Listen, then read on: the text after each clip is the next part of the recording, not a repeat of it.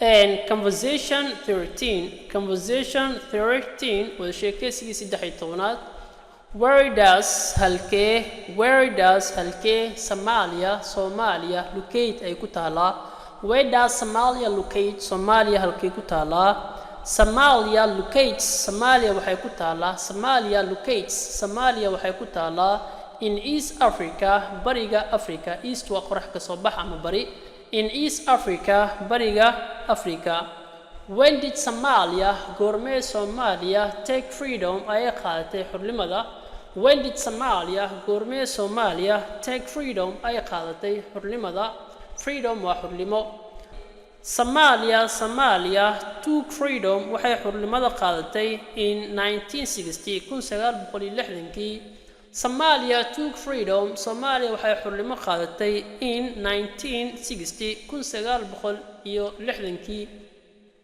Who colonized yaa gumaystay Somalia? Somalia yaa gumaystay. Who colonized yaa gumaystay Somalia? Somalia yaa gumaystay.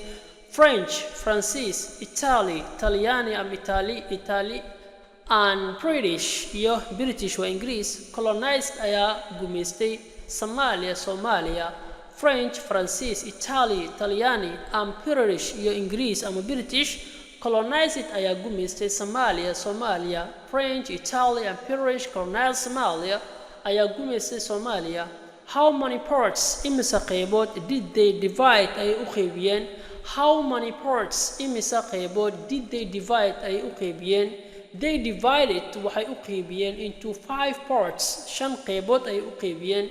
They divided waxay u qaybiyeen into 5 parts. 5 qaybood ay u qaybiyeen.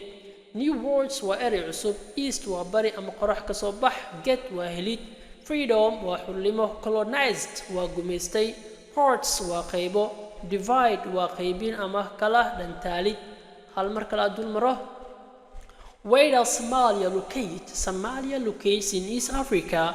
When did Somalia take freedom? Somalia took freedom in 1960. Who colonized Somalia? French, Italy, and British colonized Somalia. How many parts did they divide? They divided into 5 parts. Thanks a lot.